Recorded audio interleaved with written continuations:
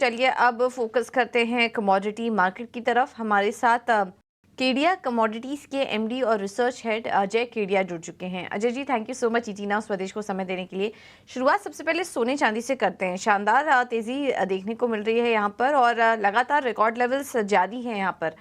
क्या व्यू बन रहा है आपका? ये जो लेवल्स दिखाई दे रहे हैं, यहाँ मौजूदा स्तर पर फ्रेश एंट्री लेनी चाहिए और जिनके पास ऑलरेडी है वो क्या करें? थोड़ा प्रॉफिट बुक करते चलें।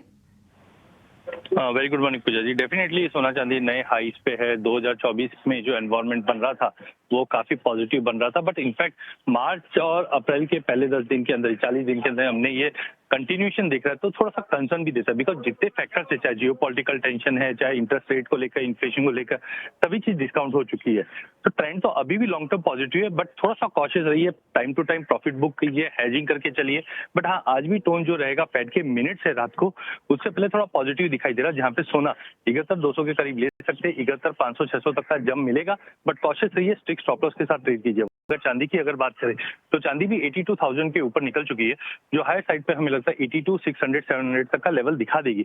But again long term definitely positive है, बट शॉर्ट टर्म में जो 40 दिन में बड़ी तेजी आई है, यहाँ पे एक सेंस ऑफ कॉशियस है, बिकॉज मार्जिन बड़े हैं और टेक्निकल आरएसआई ये सब भी काफी सीवियरली ओवरबॉट में है।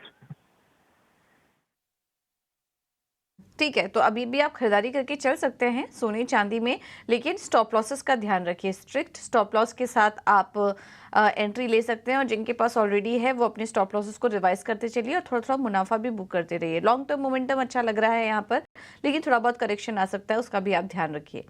कच्चे तेल में आपकी क्या सलाह होगी? 2 दिन से हम देख रहे हैं थोड़ी नरमी भी है और मिडिल ईस्ट में जो डेवलपमेंट हो रहे हैं, अब इजराइल वहाँ से सेना में अपनी कमी कर रहा है, उसको भी मार्केट काफ़ी क्लोजली वॉच कर रहा है। ओवरऑल फंडामेंटल्स कैसे नजर आ रहे हैं आपको, और ये जो 2 दिन की नरमी आई है इसे आप कैसे देख रहे हैं?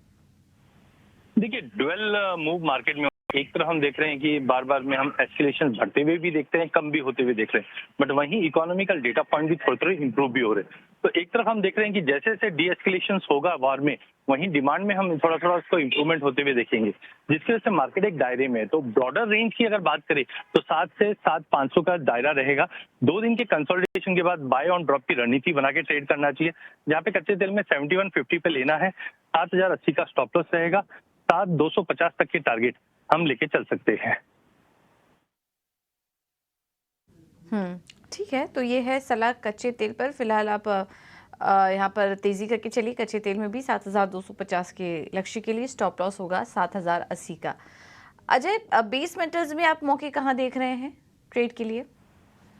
देखिए, बेस मेटल में पिछले हफ्ते जब चाइना मार्केट हॉलीडे पे गया था, उसके बाद एलएमई पे हमने काफी अच्छा रनअप मार्केट में बनते हुए देखा। जैसे ही मंडे से चाइना ज्वाइंट हुआ, इमीडिएटली हमने ये इम्पैक्ट डोमेस्टिक मार्केट पे कंटिन्यू होते हुए देखा। टाइमिंग मेंटेनेंस के लिए काफी जो माइंस है या यूनिट्स है वो बंद है चाइना में, जिसकी वजह से प्राइजेस को एक सपोर्ट मिला हुआ है। तो मुझे लगता है टेक्निकली थोड़ा ओवरबॉट है कॉपर जिंक, लेकिन अभी भी फंडामेंटल काफी मासिवली पॉजिटिव है। तो कॉपर, जिंक, एल्यूमिनियम, ये तीनों कमोडिटी अच्छी लगती है, जहाँ पे कॉपर 816 के करीब लेके चलिए। इमीडिएट टारगेट 822 है, बट आने वाले दिनों में 840 का लेवल फिर से दिखा देगा। एल्यूमिनियम अभी तक थोड़ा अंडर परफॉर्मिंग रहा है, 220 के ऊपर अच्छा बनता है, 222 के ऊपर लेके चलिए। 225 का इमीडिएट टारगेट, बट दोनों ही काउंटर अच्छे रहने की उम्मीद है। ठीक है, तो कॉपर, जिंक, एल्युमिनियम वैसे तो तीनों ही अच्छे लग रहे हैं, लेकिन यहाँ पर आप कॉपर पे नज़र रख सकते हैं 822 के लक्ष्य के लिए, और एल्युमिनियम में 225 के टारगेट के लिए आप खरीदारी करके चल सकते हैं। आखिर में अजय जी, क्या नेचुरल गैस में भी आपकी कोई रणनीति है? बिल्कुल, नेचुरल गैस में एक बड़े फॉल के बाद 6 महीने के बाद मार्केट एक रिकवर करता हुआ दिखाई दे रहा है। वेदर कंडीशन नो डाउट हमने थोड़ा सा वार्मर वेदर देखा है, जिसके से मार्केट कंसोलिडेट कर रहा है, बट अभी भी जो मेंटेनेंस के लिए और कुछ प्रोडक्शन कट्स हुए, उसका एक सपोर्ट बना हुआ है। टेक्निकली 160 एक क्रूशियल रेजिस्टेंट है, जब तक ये नहीं तोड़ता है मार्केट एक दायरे में रहेगा। बट बाय ऑन ड्रॉप की रणनीति बना के चलिए, जहाँ पे 153 पे बाय कीजिए, 148 का स्टॉप लॉस रखिए। इमीडिएट टारगेट 160 है, बट ध्यान रखिए अगर 160 के ऊपर का ब्रेकआउट आ जाता है तो हम कम से कम 12 से 15 रुपए का एक स्पाइक आते हुए देखेंगे, क्योंकि अब अगले विंटर से पहले स्टॉकिंग की भी जो एक्टिविटी वो बढ़ते हुए दिखाई देने लग जाएगी। ठीक है, तो ये है सलाह नेचुरल गैस पर भी खरीदारी करके चलिए। 160 का होगा टारगेट, स्टॉप लॉस 148 का। Thank you so much Ajay ji, आपका समय देने के लिए और ये रणनीति सुझाने के लिए तमाम कमोडिटीज़ में।